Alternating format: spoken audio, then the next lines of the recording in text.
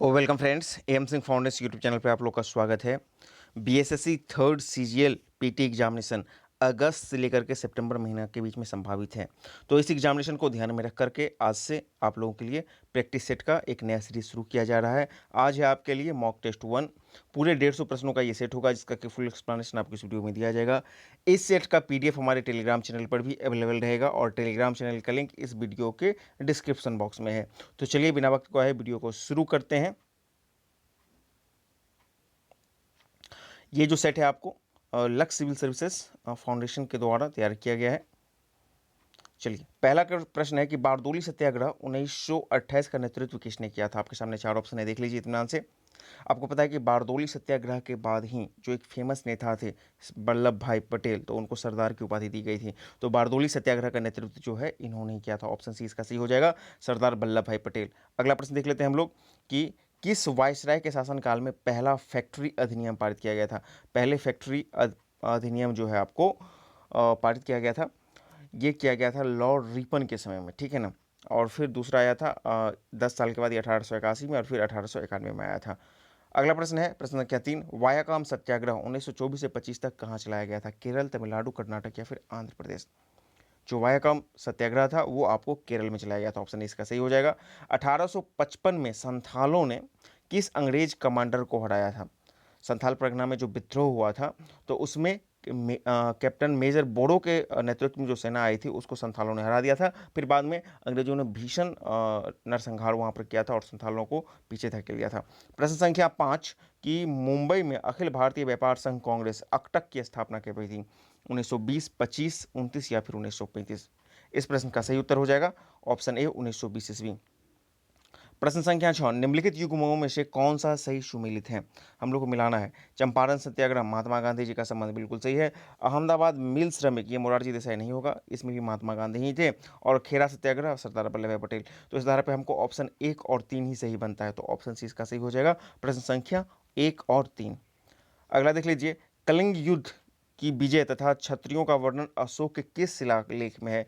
जो आपको शिलालेख हैं, तो उसमें किस शिलालेख में जो क्षत्रियों को विजय और कलिंग वगैरह है, तो ये शिलालेख 13 हो जाएगा, ठीक है ना। यहीं पे आपको विजय और पड़ोसी राज इत्यादि का वर्णन मिलता है यहाँ पे। कौटिल्य द्वारा रचित अर्थशास्त्र कितने अधिकरणों में विभाजित है। 15 और 180, 15 अधिकरण और 180 प्रकरण में, तो ऑप्शन डी इसका सही हो जाएगा। अगला देख लेते हैं, विजयनगर साम्राज्य अपने उद्भव के लिए आभारी है। कृष्णदेव राय, हरिहर बुक्का, बालाजी विश्वनाथ और राजा चोल।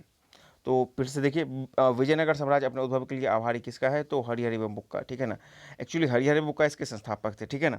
और यहाँ पे आभारी की बात की जा रही है, तो राजा राज चोल, ठीक है ना। ऑप्शन डी इसका सही हो जाएगा। और यदि संस्थापक हो जाएगा तब हरिहर एवं बुक्का होता। अगला देख लेते हैं हम लोग, मुस्लिमों को सेना में नियुक्त करने वाला विजयनगर का प्रथम शासक कौन सा था।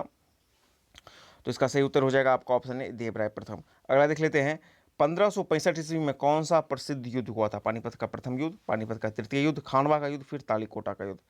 तालीकोटा का युद्ध बहुत ही फेमस था, 1565 ईस्वी में हुआ था।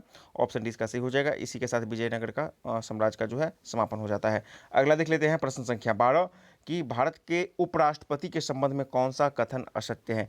इसकी योग्यता प्राप्त करने के लिए प्रत्याशियों की आयु कम से कम 35 वर्ष होनी चाहिए, ये सही है। उपराष्ट्रपति का चुनाव भारत का राष्ट्रपति करता है, ये गलत है। उपराष्ट्रपति राज्यसभा का सभापति होता है, ये भी सही है। और भारत के प्रथम उपराष्ट्रपति एस राधाकृष्णन थे, तो ये भी सही है। तो हमको गलत चुनना है, तो ऑप्शन बी हो जाएगा कि उपराष्ट्रपति का चुनाव राष्ट्रपति करता है, ये स्टेटमेंट गलत है। भारतीय संविधान संशोधन विधेयक लाया जा सकता है राज्यसभा, लोकसभा या दोनों में। तो भारतीय संविधान का जो संशोधन विधेयक है वो कहीं पर भी लाया जा सकता है, तो या तो लोकसभा या राज्यसभा, जिसका सही हो जाएगा। 14 है, निम्नलिखित उच्च न्यायालयों में से कौन से एक से अधिक राज्य केंद्र शासित प्रदेश के लिए न्याय का प्रशासन देखता है। आइए 14 का हम लोग पहले ऑप्शन देख लेते हैं। 14 का ऑप्शन है आपके सामने इलाहाबाद, दिल्ली, गुवाहाटी या फिर महाराष्ट्र। तो एक से अधिक, देखिए बम्बई मतलब कि जो है उच्च न्यायालय भी देखता है, लेकिन यहाँ पे महाराष्ट्र है, तो महाराष्ट्र नाम से कोई उच्च न्यायालय नहीं है, तो इसका सीधा उत्तर हो जाएगा गुवाहाटी। गुवाहाटी एक से ज़्यादा राज्य या फिर केंद्र शासित प्रदेशों का प्रशासन का कार्य देखती है। भारत कि राष्ट्रपति चुनाव में कोई विवाद हो तो उस विवाद को सौंपा जाता है। मतलब राष्ट्रपति के संबंध का जो भी चुनाव होता है उसका विवाद का निपटारा कौन करता है? तो भारत के सर्वोच्च न्यायालय। ऑप्शन सी इसका सही हो जाएगा। भारतीय संविधान के लिए प्रथम संशोधन कब हुआ था? तो प्रथम संशोधन जो हुआ था 1951 में हुआ था। ऑप्शन बी इसका सही हो जाएगा। अगला देख लेते हैं, सिक्किम भारत का राज्य बनाया गया था। 30वां संविधान संशोधन, 32वां, 35वां या फिर 42वां? तो इसका जो सही उत्तर हो जाएगा 17 का हो जाएगा ऑप्शन सी 35वां संविधान संशोधन। 18, भारत सरकार के राजस्व का प्रधान स्रोत क्या है? राजस्व का, रेवेन्यू का, प्रत्यक्ष कर, अप्रत्यक्ष कर, घाटापूर्ति या रिजर्व बैंक के से उधार लेना? तो भारत सरकार का राजस्व का प्रधान स्रोत हो जाएगा आपको प्रत्यक्ष कर। अगला देख लेते हैं, पंचवर्षीय योजना की कौन सी अवधि सत्य नहीं है? देखिए, प्रथम वर्षीय योजना 51 से 56 बिल्कुल सही है। द्वितीय 56 से 61 ये भी सही है। तृतीय 61 से 66 ये भी सही है। अब ये चतुर्थ की जो बात की जाए ये गलत है, क्योंकि चतुर्थ में जो है ये 66 से 71 मतलब ये नहीं है। उसके बाद आपको योजना अवकाश आ गया था, ये चल नहीं पाया था। तो ऑप्शन डी इसका हो जाएगा कि ये स्टेटमेंट आपका गलत है। प्रश्न संख्या 20 बोल रहा है कि भारत में नियोजित अर्थव्यवस्था आधारित है। भारत का जो अर्थव्यवस्था है वो पूंजीवादी भी है और समाजवादी है, तो दोनों को मिलाकर के मिश्रित अर्थव्यवस्था है। ऑप्शन 20 का सही हो जाएगा। अगला देख लेते हैं, भारत में आय का सबसे बड़ा स्रोत क्या है? प्रत्यक्ष कर, बिक्री कर, रेलवे या फिर चुंगी कर? ऑप्शन डी इसका सही हो जाएगा, चुंगी कर। भारत की उन्नति संतोषजनक रही है किसमें? कुल राष्ट्रीय उत्पाद के बढ़ोतरी के संबंध में, बेरोजगारी में कमी के संबंध में, प्रति व्यक्ति आय के संबंध में या असमानता में कमी के संबंध में? इसका सही उत्तर हो जाएगा कुल राष्ट्रीय आय के बढ़ोतरी के संबंध में, क्योंकि अभी तक बेरोजगारी का दर काफ़ी ज़्यादा है, प्रति व्यक्ति आय के में भी काफ़ी सुधार नहीं हुआ है और असमानता तो है ही। तो इसका ऑप्शन ए ही सही बनता है। अगला देख लेते हैं, तिब्बत में मानसरोवर झील के पास जिस नदी का स्रोत है वो है, कौन कौन सा नदी है? देख लेते हैं, ब्रह्मपुत्र, सतलुज, सिंधु या उपरोक्त सभी? तो उपरोक्त सभी इसका हो जाएगा, सारे के सारे मानसरोवर झील के आसपास से निकलते हैं। 24, बादल किस कारण वायुमंडल में तैरते हैं? निम्न दाब, निम्न घनत्व, निम्न सहायता या फिर निम्न तापमान? तो निम्न घनत्व के कारण बादल तैरते रहते हैं। संसद के दोनों सत्र के बीच अधिकतम अंतराल होना चाहिए कितने दिनों का? अधिकतम अंतराल जो होता है 6 महीने का, ठीक है ना? तो ऑप्शन 20 का सही हो जाएगा, 25 का। ये अधिकतम अंतराल की बात की जा रही है, हालांकि 2 से 3 कम से कम तो सत्र का आयोजन हो ही जाता है, कभी कभी विशेष परिस्थिति में 4 भी हो सकता है। बिहार भारत के किस भाग में अवस्थित है? यदि आप भारत का मैप देखिएगा तो बिहार करीब इस पास इस तरह आ जाएगा। तो देख लीजिए, ये नॉर्थ और ये नॉर्थ और ये ईस्ट, ठीक है? तो नॉर्थ ईस्ट यानी कि उत्तर पूर्व में। तो इसका जो सही उत्तर हो जाएगा 26 का ऑप्शन ए हो जाएगा, उत्तर पूर्व। भारतीय नागरिकों को मौलिक अधिकार का वर्णन है, भाग 3 आपको पता है, और अनुच्छेद 12 से लेकर के 35। तो इस धारा पर इसका सही उत्तर हो जाएगा ऑप्शन ए। अगला देख लेते हैं, न्यायिक पुनरावलोकन का अर्थ है कि सर्वोच्च न्यायालय क्या करेगा? को सभी प्रकरणों पर अंतिम अधिकार प्राप्त है? नहीं। राष्ट्रपति के विरुद्ध दोषारोपण कर सकता है? नहीं। उच्च न्यायालय द्वारा निर्णीत प्रकरणों को समालोचन कर सकता है, और ये हो जाएगा, और उसके बाद किसी भी राज्य के कानून को अवैध घोषित कर सकता है। तो न्यायिक पुनरावलोकन का अर्थ ही होता है कि कोई भी कानून बने, चाहे वो राज्य हो या केंद्र हो, उसका समीक्षा करके यदि वो सही है तो सही है, नहीं तो उसको अवैध घोषित कर सकता है। तो इसका सही उत्तर हो जाएगा ऑप्शन डी। अगले देख प्रश्न की तरफ आते हैं कि त्रिवेणी नहर का संबंध किससे? आपको पता है कि बिहार में बहुत फेमस है, गंडक नदी पर जो है त्रिवेणी नहर बना हुआ है। तो इसका सही उत्तर हो जाएगा 29 का, गंडक नदी। 30, निम्नलिखित में से कौन सा सौरमंडल का भाग नहीं है? क्षुद्र ग्रह, ग्रह, धूमकेतु या फिर निहारिका? निहारिका जो गैलेक्सी होता है वो सौरमंडल से परे है। सौरमंडल का तो ये सब भाग हो जाएगा, क्षुद्र ग्रह, धूमकेतु, ग्रह, लेकिन निहारिका सौरमंडल का भाग नहीं होगा। अगला देख लेते हैं, मंगल एवं बृहस्पति ग्रहों के मध्य सूर्य की परिक्रमा करने वाले खगोलीय पिंड को क्या कहते हैं? धूमकेतु, उल्कापिंड, उल्का या फिर क्षुद्र ग्रह? इनको कहा जाता है क्षुद्र ग्रह। वह काल्पनिक रेखा जो पृथ्वी को 2 भागों में बांटती है, भूमध्य, कर्क, मकर या फिर इनमें से कोई नहीं। भूमध्य रेखा काल्पनिक रेखा है जो पृथ्वी को 2 भागों में बांटती है। सतलुज नदी का उद्गम स्थल कहाँ है? अभी ऊपर के क्वेश्चन में हमने देखा था कि ये जो है तिब्बत मानसरोवर झील। ऑप्शन डी इसका सही हो जाएगा। सियाचिन ग्लेशियर भारत के किस राज्य में है? बहुत फेमस है सियाचिन ग्लेशियर, भारत के जम्मू कश्मीर राज्य में हो जाएगा। अगला देख लेते हैं, भारत में लौकिक सार्वभौमिकता को है क्योंकि विधान की प्रस्तावना आरंभ होती है प्रजातंत्रीय भारत शब्द से, जनता की स्वतंत्रता से, जनता के लोकतंत्र से, या फिर हम भारत के लोग। आप जब प्रस्तावना पढ़ते हैं तो वहाँ पे है we the people of India, हम भारत के लोग। तो ये जो शब्द है यही भारत में लौकिक सार्वभौमिकता को दर्शाता है। ऑप्शन डी इसका सही हो जाएगा। बिहार के वैशाली की नगर वधु, बिहार में वैशाली की नगर वधु आम्रपाली किसके शासनकाल में थी? लिच्छवी, मौर्य, गुप्त या फिर चोल? लिच्छवी के।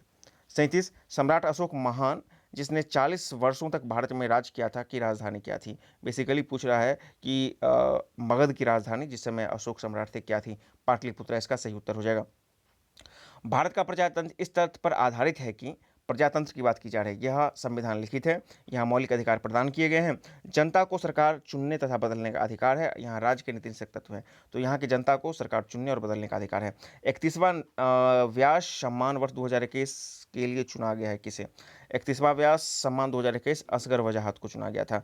वर्ष 2022 के अंत तक निजी space company Skyroot aerospace, ये हैदराबाद बेस्ड कंपनी है, भारत के पहले निजी रॉकेट को लॉन्च करने की घोषणा की। इसका नाम क्या है? तो इसका नाम हो जाएगा विक्रम प्रथम। जबकि क्रायोजेनिक जो इसने किया था इंजन का सफल परीक्षण, उसका नाम था धवन, लेकिन जो रॉकेट लॉन्च करेगा विक्रम प्रथम के नाम से। निम्नलिखित में से किस देश को अंतर्राष्ट्रीय समुद्री संगठन परिषद के लिए 2 साल वर्ष 2021 से 23 के लिए पुनः सदस्य चुना गया है? करंट का क्वेश्चन है, भारत को चुना गया था। वर्ष 2021 से 25 तक कार्यकाल के लिए किस देश को यूनेस्को के कार्यकारी परिषद के लिए चुना गया है? तो इसका भी सही उत्तर हो जाएगा भारत, ये भी करंट का क्वेश्चन है। अगले प्रश्न की तरफ आते हैं, प्रश्न संख्या 43 की तरफ बढ़ें।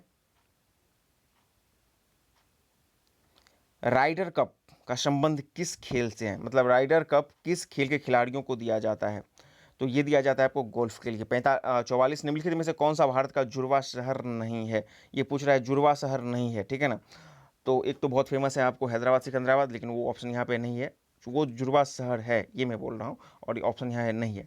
तो कटक भुवनेश्वर बिल्कुल जुड़वा शहर है, अहमदाबाद गांधीनगर ये भी है, और हुबली धारवाड़ ये भी है, लेकिन त्रिशूर और तिरुवल्ला ये आपको जुड़वा शहर नहीं है, तो ऑप्शन डी इसका सही हो जाएगा। अगला देख लेते हैं, पृथ्वीजर पुरस्कार किस क्षेत्र में दिया जाता है? साहित्य, दवा, वास्तुकला या फिर गणित? जो आर्किटेक्चर होता है, वास्तुकला, उसमें दिया जाता है। महारत्न के समूह को संदर्भित करता है, जो महारत्न कंपनियां हैं भारत में उसको क्या है समूह? छोटे व मध्यम स्तर के उभरते उद्योग, निजी क्षेत्र के अग्रणी उद्योग, अग्रणी बहुराष्ट्रीय कंपनियां या केंद्रीय सार्वजनिक क्षेत्र के उद्यम? तो केंद्रीय सार्वजनिक क्षेत्र के उद्यम हो जाएंगे। राष्ट्रमंडल का महासचिव चुना जाने वाला प्रथम भारतीय कौन थे? तो ये थे कमलेश शर्मा, श्री कमलेश शर्मा, ऑप्शन 20 का सही हो जाएगा। अंतर्राष्ट्रीय हॉकी महासंघ का मुख्यालय कहाँ पर अवस्थित है? ऑस्ट्रेलिया, स्विट्जरलैंड, भूटान या फिर नेपाल? ऑप्शन बी सही हो जाएगा, स्विट्जरलैंड। प्रसिद्ध नेकचंद रॉक गार्डन कहाँ पर स्थित है? बहुत फेमस है, चंडीगढ़ में, ऑप्शन सी इसका सही हो जाएगा। हाल ही में लिखित पुस्तक the dream of revolution a biography of Jayaprakash Narayan पुस्तक के लेखक कौन है? बिमल प्रसाद, सुजाता प्रसाद, कमलेश सिंह और ए बी दोनों? तो बिमल एवं सुजाता प्रसाद, यानी कि ऑप्शन डी इसका सही हो जाएगा, ए बी दोनों। इलेक्ट्रॉन वोल्ट किसकी इकाई है? ऊर्जा, शक्ति, विद्युत धारा या फिर विभवांतर? तो इलेक्ट्रॉन वोल्ट जो है ऊर्जा की इकाई है। अगला देख लेते हैं, गुर्दे किडनी की संरचनात्मक और कार्यात्मक इकाई क्या है? किडनी की जो कार्यात्मक इकाई हो जाएगी, आपके सामने ऑप्शन है देख लीजिए, उसको हम लोग बोलते हैं नेफ्रॉन विक्राणु, ठीक है ना। निम्न में से किसकी बीमा रेखीय संवेग की बीमा के समान होती है? संवेग जो होता है P = mv, ठीक है ना। अब इसके बीमा के बराबर किसका बीमा बराबर होगा? कार्य, ऊर्जा, प्रतिबल या फिर आवेग का? तो इसका सही उत्तर हो जाएगा आवेग का बीमा संवेग के बीमा के बराबर हो जाएगा। निम्न में से कौन सी ऐसी प्रक्रिया है जिसमें गर्म कम संघनन पदार्थ ऊपर की ओर उठते हैं? बोल रहा है गर्म और कम संघनन पदार्थ ऊपर की ओर उठते हैं, उन्हें ठंडे अधिक संघनन पदार्थ प्रतिस्थापित कर देता है। चालन नहीं होगा, विकिरण भी नहीं होगा, संघनन भी नहीं होगा, संवहन। जो सॉलिड में तो कंडक्शन होता है, यानी कि लिक्विड और गैस में जो संवहन होता है उसमें यही प्रक्रिया होता है कि पहले नीचे वाला गर्म होकर के ऊपर उठता है, फिर ठंडा वाला जो है उसको जो है नीचे मतलब कि उसको प्रतिस्थापित कर देता है। तो इसका सही उत्तर हो जाएगा संवहन।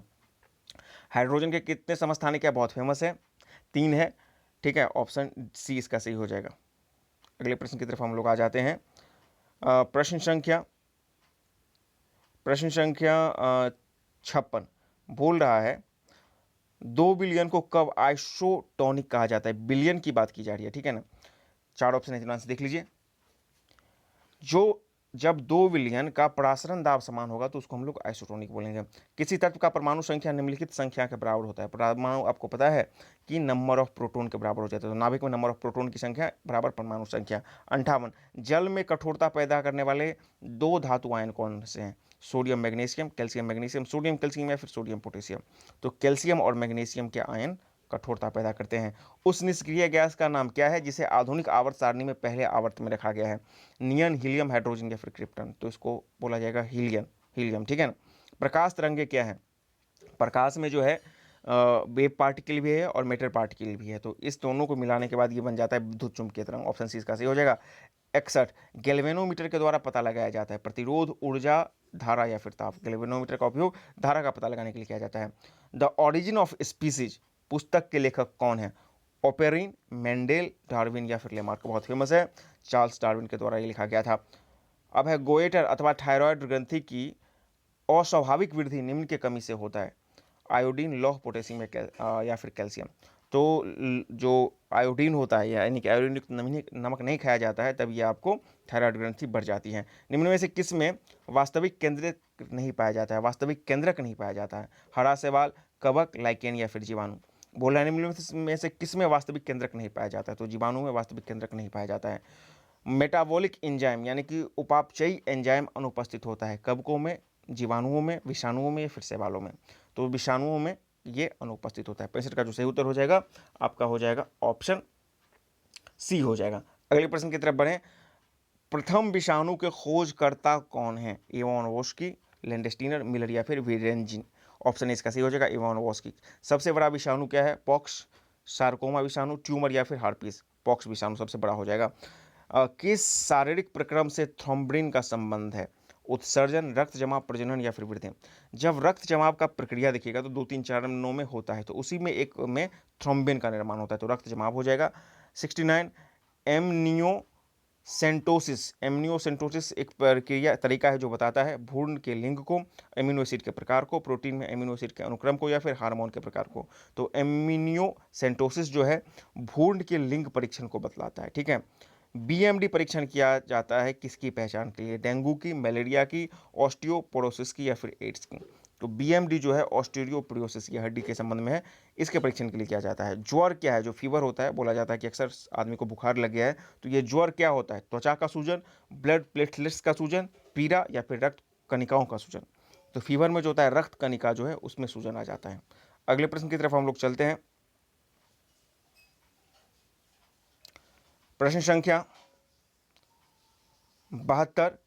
जैव कोशिका का कौन सा भाग पावर हाउस कहलाता है? पावर हाउस ऑफ सेल जिसको हम लोग अंग्रेजी में नॉर्मल बोलते हैं, तो उसको बोला जाता है माइटोकॉन्ड्रिया। ऑप्शन सी इसका सही हो जाएगा। अगला देख लीजिए, सुमेलित करना है हम लोगों को, मिलाइए। त्वरण, त्वरण क्या हो जाएगा? मीटर पर सेकेंड स्क्वायर हो जाएगा, ऑप्शन ये हो जाएगा। बल, बल से न्यूटन हो जाएगा। कृत्य कार्य, कृत्य कार्य क्या हो जाएगा? जूल हो जाएगा। और आवेग क्या हो जाएगा? न्यूटन सेकेंड हो जाएगा। तो इस धारा पे देख लीजिए, ए का 4 यानी कि ऑप्शन डी बन रहा है, बी का 3 यानी कि ऑप्शन डी बन रहा है, यानी कि 73 का जो सही उत्तर हो जाएगा आपका ऑप्शन डी हो जाएगा। ठीक है, 73 का ऑप्शन डी हो जाएगा। अगला देख लेते हैं 74। निम्नलिखित तापमापियों में से किसे पायरोमीटर कहा जाता है? पायरोमीटर का उपयोग आपको पता है कि हाई इल्ड टेम्परेचर को मापने में किया जाता है। तो इसमें क्या होगा?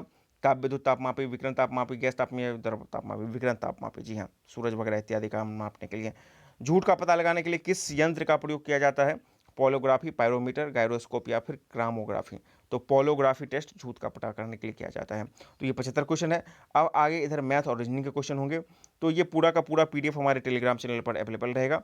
आप जाएं, मैथ रीजनिंग के क्वेश्चंस को भी बनाएं और देखें कि आप कितना स्कोर कर पा रहे हैं। आज के सेट का जो कट ऑफ रखा गया है वो रखा गया है 108 प्लस मिनिमम। यदि आपको 108 आता है तो आपकी तैयारी ठीक ठाक जा रही है, और 108 प्लस करते हैं तो आपकी तैयारी और अच्छी है, बहुत अच्छी है। ठीक है ना।